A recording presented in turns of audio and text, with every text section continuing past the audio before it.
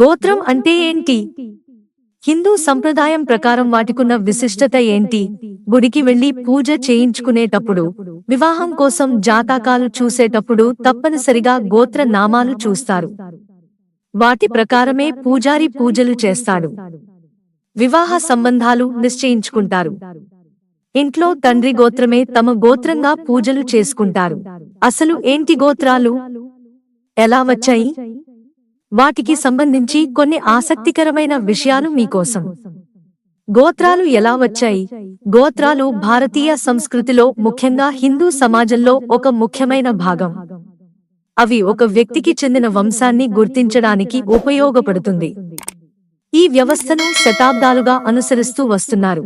గోత్రం అనేది ప్రాచీన కాలంలోని ఋషులకు సంబంధించిన ఇంటి పేరుగా చెప్తారు.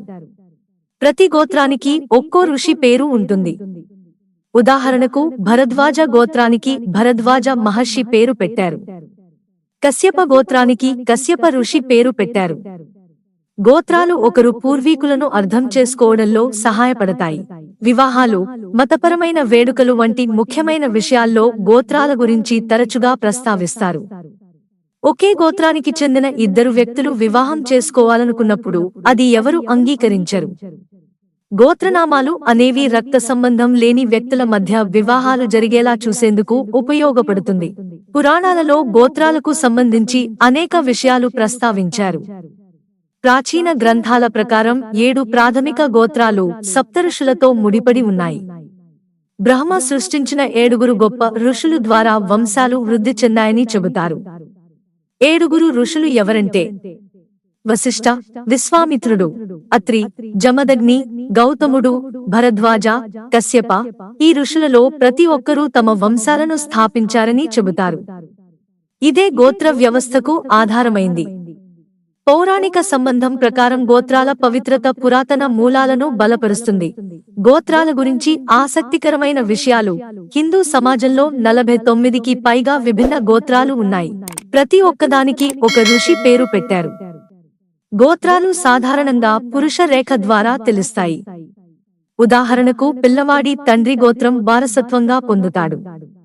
ఇక స్త్రీల విషయానికి వస్తే, వివాహమైన తర్వాత మహిళలు వారి భర్త గోత్రాన్ని స్వీకరిస్తారు. వివాహానికి ముందు వారి గోత్రాన్ని గోత్రకారిణి అని పిలుస్తారు. ఇది వారి తండ్రి వంశాన్ని సూచిస్తుంది. ఈ గోత్రాల గురించి ప్రాచీన వేద గ్రంథాలలో ప్రస్తావించారు. భారతీయ సంప్రదాయాల్లో దీని దీర్ఘకాల ప్రాముఖ్యత తెలియజేస్తుంది. ప్రధానంగా హిందూ సంప్రదాయం, జైన మతం, బౌద్ధ మతం వంటి కొన్ని భారతీయ మతాలు ఈ గోత్రాలను గుర్తిస్తాయి. గోత్రాలు ఏ ఒక్క ప్రాంతానికి లేదా భాషకు పరిమితం కాదు. వివిధ రాష్ట్రాలలో అనేక భాషలు మాట్లాడే ప్రజలు గోత్రాలను నమ్ముతారు. ప్రాంతాల వారీగా గోత్రాల పేర్లలో స్వల్ప మార్పులు ఉంటాయి, కానీ అంతర్లీనంగా వాటి వెనుక ఉన్న అర్థం మాత్రం ఒకటే అవుతుంది. తరచుగా కుటుంబ పెద్దల నుండి గోత్రాన్ని తెలుసుకుంటారు. ఇది తరతరాలుగా ఆచరిస్తున్న సంప్రదాయం.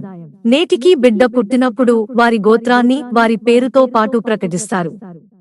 ఇది పూర్వీకులు వంశంతో ముడిపడి ఉంటుంది. గోత్రానికి ప్రత్యేకమైన సాంస్కృతిక, మతపరమైన ప్రాముఖ్యత ఉంది. ఇది వ్యక్తుల వారి పురాతన మూలాలను అనుసంధానం చేస్తుంది. వారి వంశ ప్రాముఖ్యతను చూపిస్తుంది. మిత్రులారా, ఛానల్ సబ్స్క్రైబ్ చేసుకోవడం మర్చిపోకండి. ధన్యవాదాలు.